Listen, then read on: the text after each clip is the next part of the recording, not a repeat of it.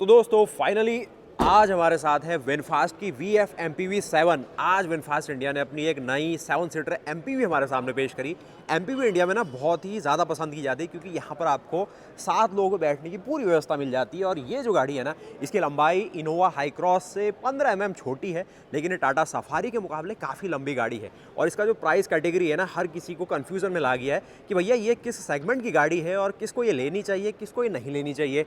और जो विनफास्ट ने यहाँ पर किया है वो किस कस्टमर को सोच के किया है, मतलब ये प्रोडक्ट बना किसके लिए है, वो आज की वीडियो में जानेंगे। और विनफास्ट जो कि वियतनाम की एक कंपनी है और वियतनाम का ये इनका तीसरा प्रोडक्ट हो गया इंडिया में। और इसके बाद एक छोटी सी गाड़ी VF3 आ सकती है, लेकिन अभी एक भारी भरकम और बहुत ही ज़्यादा ना भीमकाय साइज़ वाली अपनी एक बड़ी सी गाड़ी उतार दी इनने। तो क्या है प्रोडक्ट, देखते हैं। VF MPV 7 यहाँ पर नाम है, ये भी थोड़ा कन्फ्यूजन से भरा है कि ये MPV है, 7 सीटर है, VF क्या नाम है इसके साथ, तो वो सब जानते हैं। 19 इंचेस के अलॉय डाले हैं। इस गाड़ी की लंबाई अगर आप देखेंगे 4740 mm है। तो जो इनोवा हाई क्रॉस की लंबाई आ जाती है 4755 mm, ये गाड़ी उससे छोटी है 15 mm, जो कि बिल्कुल नेग्लिजिबल होता है। लेकिन अगर आप साइड लुक से देखो या फिर ओवरऑल इसका प्रोपोर्शन देखो तो एक बड़ी 7 सीटर MPV वाला पूरा लुक है इसके साथ। उसके साथ ही अगर एक शोल्डर लुक लेते हो उसका और गाड़ी का थोड़ा सा रोड प्रेजेंस वाली बात करेंगे कि गाड़ी रोड में दिखेगी कैसी, तो एक बोल्ड अपील है, थोड़ा सा अपराइट स्टांस है, जो इसकी साइड की शोल्डर लाइन है वो भी काफ़ी ऊंची ऊंची और बड़े लुक के साथ इस गाड़ी को अच्छा लुक देती है। अब बात आती है इसमें प्रैक्टिकलिटी के कितने फीचर छिपे हैं, क्या ये काम के फीचर फंक्शन देगी भी या फिर बस वही प्रीमियम कह के बस प्राइस ही आपसे लेगी। तो ये अंदर आता है इसका स्पेस, एक 3 रो सेटअप है जिसमें 7 लोगों के बैठने की व्यवस्था है, आगे 2 लोग, बीच में 3 लोग और पीछे 2 लोगों की व्यवस्था। उसके साथ ही यहाँ पर अब 7 लोग चल रहे तो उनका सामान कहाँ आएगा, देखिए रूफ रेल तो है नहीं और अब बचा बूट स्पेस। तो यहाँ पर जो बूट स्पेस है ये आता है 147 लीटर का, 147 लीटर का बूट स्पेस, जो कि आप कहेंगे ये तो अर्टिगा से भी कम कहा जा रहा है, तो ऐसा कुछ मामला है। तो ये इसका बूट स्पेस मिलेगा। इसके नीचे देखेंगे इसका जो भी स्पेयर आपको मेंटेनेंस या फिर हल्का फुल्का मेंटेन करना है वो चीज़ है। उसके साथ ही अगर इसका आप ढूंढ रहे स्पेयर व्हील, तो यहाँ पर स्पेयर व्हील मुझे नहीं दिख रहा है। और साथ ही रियर में देखेंगे तो इसका जो सस्पेंशन सेटअप है ये भी मुझे कुछ अलग लगा। ये है 3 लिंक मल्टी लिंक सस्पेंशन, जो कि इंडिया के हिसाब से अच्छा माना जाता है, लेकिन लॉन्ग रन में ये कितनी मेंटेनेंस आपसे मांगेगा वो भी एक क्वेश्चनेबल पार्ट रहा। उसके साथ ही पीछे देखेंगे जो यहाँ पर एक टेल लैम्प सेक्शन है, ये भी थोड़ा आपको अलग सा लग सकता है, रैप अराउंड डिज़ाइन में है। और यहाँ पर कोई भी पावर टेलगेट नहीं है। ये भी चीज़ है ना कि अगर लोगों को चाहिए फीचर फंक्शन दिए जाने चाहिए, तो ये जो छोटी छोटी कटौतियाँ है ये विनफास्ट ने करी। अब आई गाड़ी में और कुछ बातें, तो यहाँ पर ये जो सीटें रही इसको करते हैं फोल्ड, तो इसको आप फोल्ड कर देंगे, फिर जाकर जो इसका वॉल्यूम है फिर निकल के आता है अच्छा खासा, मतलब 600-700 लीटर या फिर 1200 लीटर के आसपास का पूरा कार्गो वॉल्यूम मिल जाएगा जब इन पूरी सीटों को आप यहाँ पर फोल्ड कर दोगे। तो ये भी रहा। बाकी इसको आप करते हैं हज़र बंद और अब हम चलते हैं इस गाड़ी के साइड लुक, फ्रंट लुक और जो ओवरऑल जो फीचर फंक्शन का पैकेज है यहाँ पर उतारने की कोशिश करी है। तो ये आप देखेंगे आपके विनफास्ट की VF MPV 7 के फ्रंट के लुक को इस प्रकार से दिखाई देती है। सबसे पहले आप देखेंगे ना, ये जो मैट्रिक्स फैशन में आपको जो DRL मिलता है कुछ इस प्रकार के है, जो कि बाई फंक्शन है, टर्न इंडिकेटर भी यही है और जो DRL सेटअप है यही है। जो आपको एक मल्टी फंक्शन यहाँ पर ये जो high beam low beam single projector वाला हेडलैम्प सेटअप मिलता है, जो कि बिल्कुल यहाँ पर एक ब्लैक डॉट फिनिश के साथ आता है, ये मिलने वाला है। ये सारी चीज़ें ना इनकी डिज़ाइन फिलॉसफी का पार्ट है, कुछ नया नहीं किया गया इस गाड़ी के साथ। और ये आता है इस गाड़ी के फ्रंट का लुक, जो कि कर्वी सा है, क्रॉसओवर वाला लुक दिया गया। आप V का जो लोगो देख रहे हैं वो भी आपको हल्का सा रोल्स रॉयस की याद दिलाएगा, तो वो चीज़ है। बाकी फ्रंट लुक से आप देखेंगे गाड़ी को तो यहाँ पर आपको एक 360 डिग्री कैमरा दिखेगा, साथ ही रेडिएटर का जो आगे कंडेंसर है या फिर जो भी AC का पार्ट है वो प्रॉपर अपना हीट डिसिपेशन के लिए बनाया गया है। कोई भी वैसी चीज़ें इसमें नहीं है जैसे होंडा क्रेटा और मारुति की विटारा में रहता है कि जो एक्टिव कूलिंग या फिर जो एरो फ्लैप्स है वो चीज़ें इसमें नहीं डाली गई, जिससे जो कॉस्ट है थोड़ी लिमिट में तो इन्हें अपने अकॉर्डिंग रखवा ली होगी। और साथ ही यहाँ पर अगर इसके आप देखना चाहते हैं बॉनेट को या फिर पेंट क्वालिटी को, तो इस प्रकार की जो फ्रंट की बॉनेट अपील है जिसमें यहाँ पर फाइबर का इतना पार्ट है, यहाँ से ये मेटल शीट का यूज़ किया गया आप देखेंगे। उसके साथ ही मैं देख रहा हूँ जो फास्ट चार्जर का यूज़ किया गया है इसमें, तो फास्ट चार्जर सेटअप आपको मिलता है ड्राइवर साइड, जो कि 100 किलोवाट की फास्ट चार्जिंग सपोर्ट करता है। 10 से 70% ये करवा देता है आपको 30 मिनट के अंदर।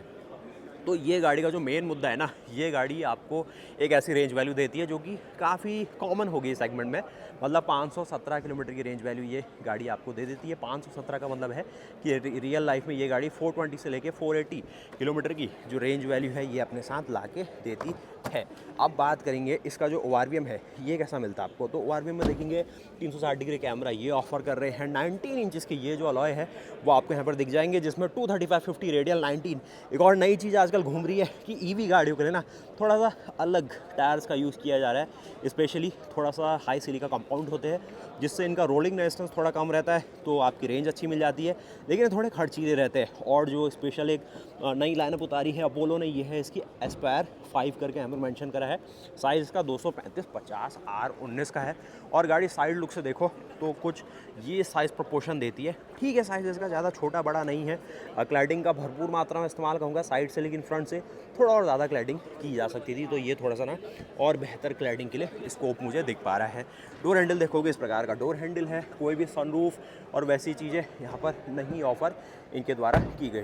डोर में जो थर्ड है और जो एक एश्योरेंस है वो ज़रूर फील होती है। VF6 ले लो, VF7 ले लो, ये अच्छे खासे चीज़ें आपको दिखाता है। जो ग्लास एरिया है या फिर वो सारी चीज़ें आप देखेंगे ना, गाड़ी के साइज़ के हिसाब से ठीक है, थोड़ी और बड़ी हो सकती थी, लेकिन ठीक है, ये भी ठीक है। और उसके साथ ही अगर यहाँ पर इसके वाइपर एलिमेंट को देखो तो ये भी आपको जो प्रीमियम कैटेगरी के जाते हैं एरो वाइपर्स वो दिखेंगे। और फ्रंट का डैशबोर्ड का पार्ट काफ़ी बड़ा सा लग सकता है आपको। अब हम चलते हैं इसके फ्रंट जो डैशबोर्ड लेआउट या फिर जो अंदर क्वालिटी और सिलेक्शन ऑफ मटेरियल ये लोग कर रहे हैं, किस प्रकार के एलिमेंट को उतारा है। तो 10.1 इंच की एक आपको इंफोटेनमेंट मिलेगी जो कि बाई फंक्शन है, यानी कि इंस्ट्रूमेंट क्लस्टर भी यही करेगा और साथ ही जो आपका इंफोटेनमेंट है यही चीज़ आपको काम करके देता है। काफ़ी लोग थोड़ा मिस आउट करते हैं कि एक स्क्रीन यहाँ पर होनी चाहिए थी भाई, हम मतलब बार बार वहाँ कहाँ देखेंगे और थोड़ा सा ना एक डिस्ट्रैक्शन फील होता है, तो वो चीज़ चलो नहीं दी है विनफास्ट ने आगे। उसके साथ ही अगर हार्ड टच मटेरियल्स को देखो तो यहाँ पर इन्हें डाला और हल्का सा ये स्क्रैच ले सकता है, तो ये भी आप ले सकते हैं। बाकी फिट ऑफ फिनिश ठीक ठीक लग सकती है आपको। उसके अलावा यहाँ पर थोड़ा सा टैन फिनिश मुझे दिख रहा है, ये भी थोड़ा सा प्लास्टिक ही यूज़ किया गया। ये इसका जो डोर ओपन करने के लिए लैच है यहाँ दिया गया। थोड़ा सा देखेंगे स्पीकर में भी कुछ कलाकारी करने की कोशिश की गई है और इस प्रकार का ये स्पेस निकलता है। अब हम देखते हैं इसका जो अंदर कैबिन स्पेस है, किस प्रकार का जो कैबिन में यहाँ पर पूरा ओवरऑल लेआउट बनाया गया है।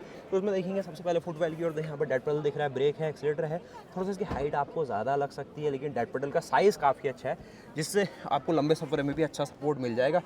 और कुछ मैनुअल सीटिंग का ऑप्शन दिया गया भैया, तो मैनुअली ही आप सीट को ऊपर नीचे ये फंक्शन के तौर पे करते हुए दिखेंगे और ये ऐसे करके उठती है, तो वो आपको यूज़ करना होगा। बाकी आगे पीछे करना होगा तो ये है।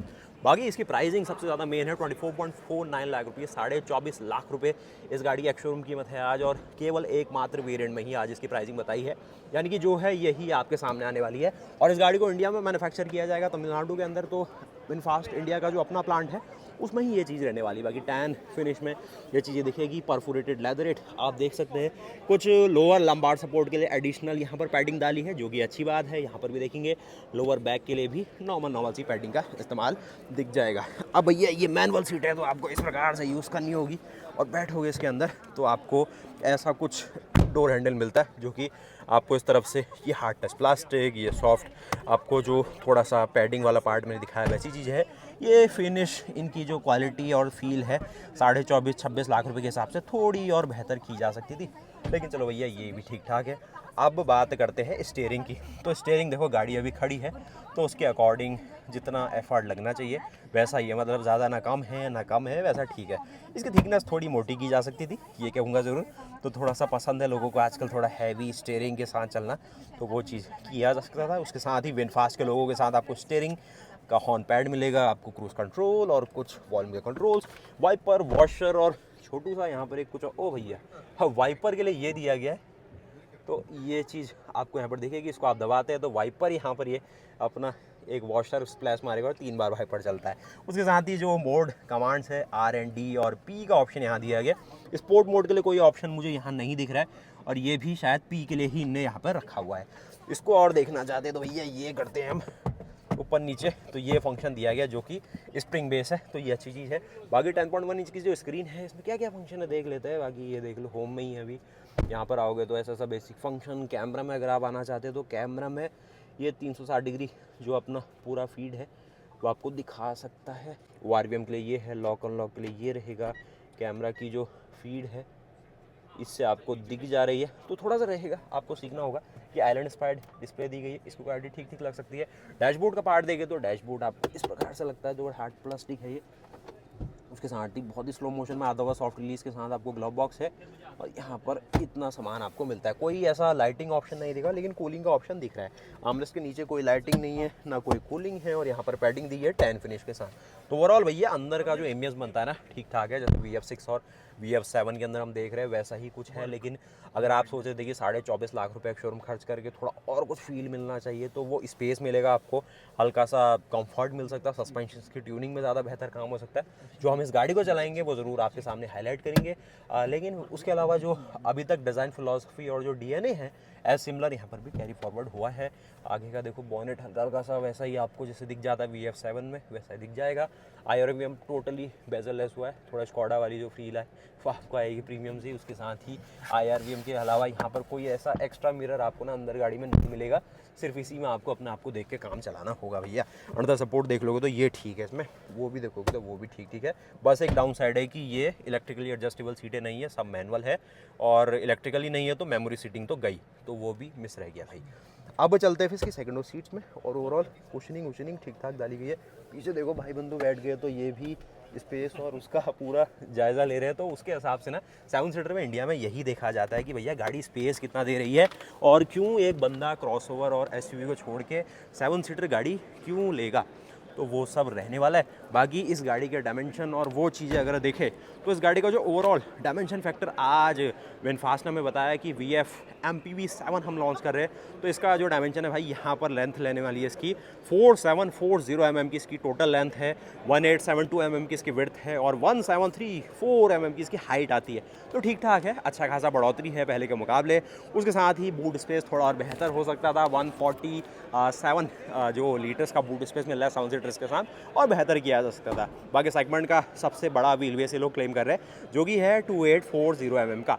और कुल मिला के विनफास्ट की ये मेहनत है, जो कि आपको वारंटी में भी दिखेगी ज़रूर। जो उनका कमिटमेंट है, जिसमें आपको 7 साल की कॉम्प्रहेंसिव ऑनरशिप पैकेज दिखा रहे हैं, जिसमें 3 साल तक जो फ्री मेंटेनेंस है भैया वो मिल जा रही है, 10 साल तक जो उसकी बैटरी है, जो कि 60.1 kWh की बैटरी है, और जो कि 517 किलोमीटर की रेंज दे रही है, 204 हॉर्स पावर बना रही है, 280 Nm का टॉर्क बना रही है। तो 10 साल की वारंटी है बैटरी में, और 7 साल तक वैसे ओवरऑल इलेक्ट्रॉनिक और सेंसर और जो भी गाड़ी में आप तिकड़म देख रहे हैं उसकी वारंटी है। साथ ही 5 साल की सस्पेंशन में वारंटी है, तो जो सस्पेंशन आप देख रहे हैं उसमें 5 साल की स्पेशली वारंटी है, और 7 साल की किसी भी फोक्सवैगन या फिर वैसी जैसी गाड़ी पहले देखते थे तो वैसी आपको पेंट में वारंटी मिल जाती है, और साथ ही 7 साल तक आपको RSA भी मिलेगा। तो बेस्ट इन सेगमेंट कुछ ऐसा कस्टमर सेटिस्फेक्शन और उसकी मेहनत ये आपको दिखाना चाहते हैं। बाकी मेन मुद्दा ये है कि ये गाड़ी की प्राइसिंग थोड़ा सा ना इस सेगमेंट के हिसाब से मैं कहूँगा और बेहतर की जा सकती थी, और अगर ये गाड़ी 22 लाख 21 लाख में आ जाती तो और ज़्यादा रीचेबल हो सकती थी। लेकिन ये भी भाई जो कस्टमर मैं कहूँगा बिल्कुल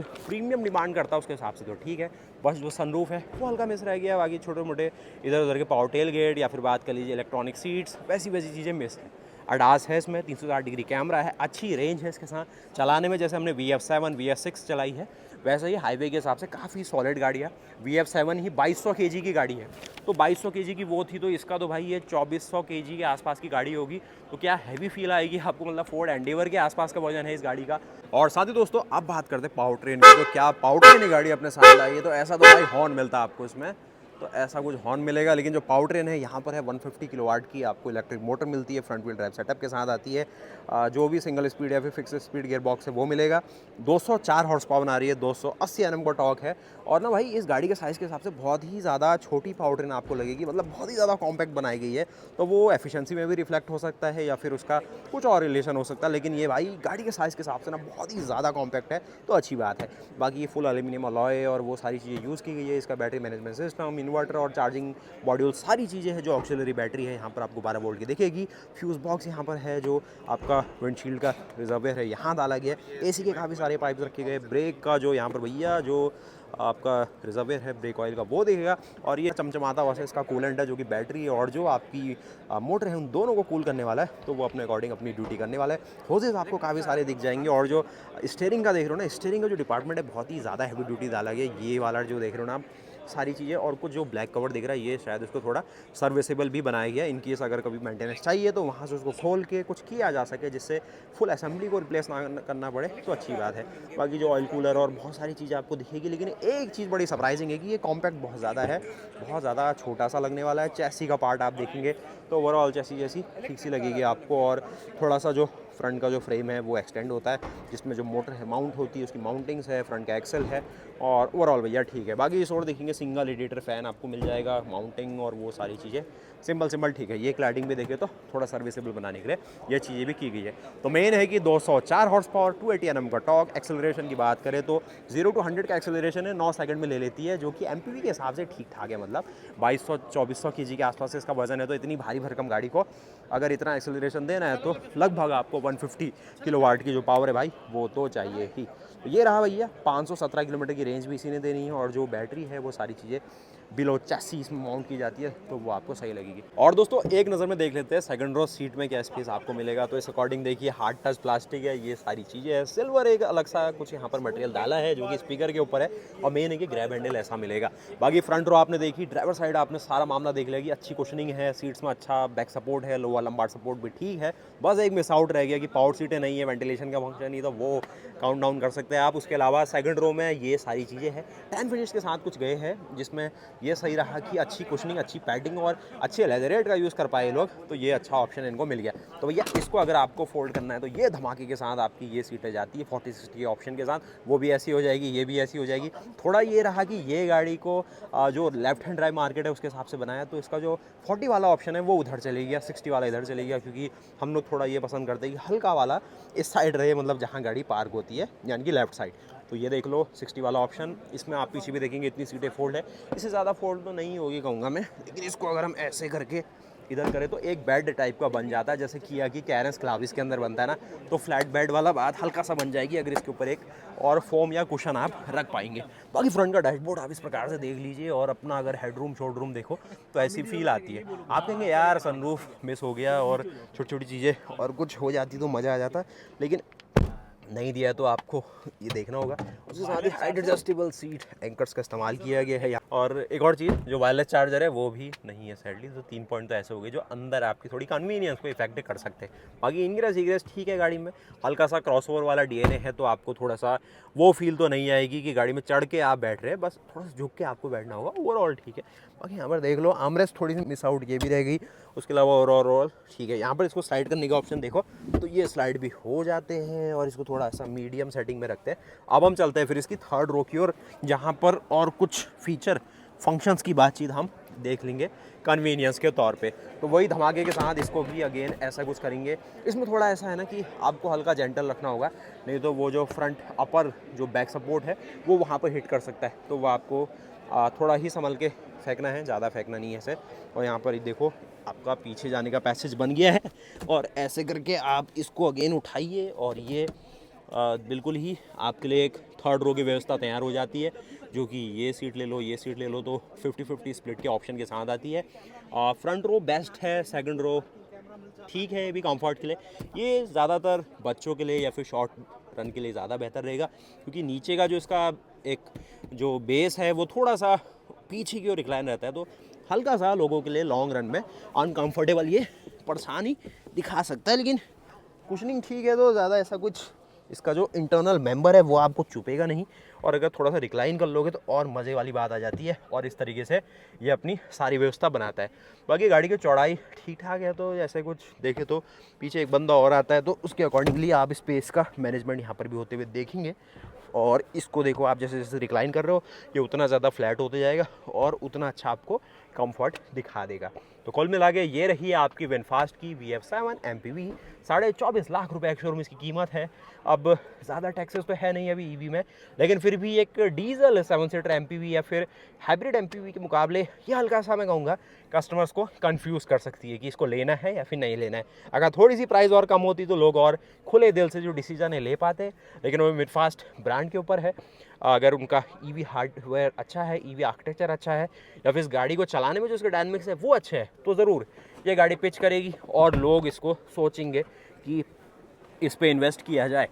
बाकी इस पे चढ़ना उतरने के लिए भाई थोड़ा क्रॉसओवर डीएनए है, तो हल्का सा आपको उसके अकॉर्डिंग ही प्लान करना होगा। बाकी पीछे पावर टेल गेट और वो एक कन्वीनियंस के फीचर कहे तो हल्के से मिस आउट रह गए। तो कुल मिला के 4-5 ऐसे फीचर फंक्शन हैं, जैसे वायरलेस चार्जर या फिर आपका पावर सीट्स या फिर आप कह सकते हैं वेंटिलेशन के फंक्शन, सनरूफ, मूनरूफ या फिर आप पीछे पावर टेल गेट्स। ये ऐसे 5 फंक्शन हैं जो ये 24.5 लाख रुपए की गाड़ी अभी नहीं दे पा रही है। हो सकता है कि कुछ प्राइस रिवीजन हो या फिर जो इस गाड़ी को चलाने का आनंद है वो इतना ज़्यादा हमें आ जाए कि उन कम फीचर्स को भी हम भूल पाए। तो वो सब विनफास्ट इंडिया के ऊपर है कि ये वियतनामी गाड़ी हमें कितना पसंद आती है इसको चलाने के बाद। बाकी वो मैं आपको बताऊंगा इस गाड़ी के ड्राइव रिव्यू पे। अभी तो गाड़ी जितना पैकेज दिख रहा है, जो कटौती है उनको छोड़ के ओवरऑल ठीक ठीक ठीक लग रही है। अच्छा रोड प्रेजेंस है और बड़ी भारी भरकम गाड़ी वाला फील ये दे जा रही है। तो ये रहा भैया। तो आप बताइए, कमेंट करिए कैसी लगी है आपको ये बिल्कुल चमचमाती हुई विनफास्ट की VF7 या फिर VF MPV 7। और अगर आपको चाहिए इसका थोड़ा सा ऐसा लाइटर टोन तो भैया ऐसा आपको फील आएगा, लेकिन जो ब्लैक का मज़ा है ना भाई, वो ब्लैक का ही मज़ा है और ये आपके सामने है। मैं मिलता हूँ आपसे नई वीडियो के साथ, तब तक के लिए जय हिंद, जय भारत, वंदे मातरम, गुड बाय।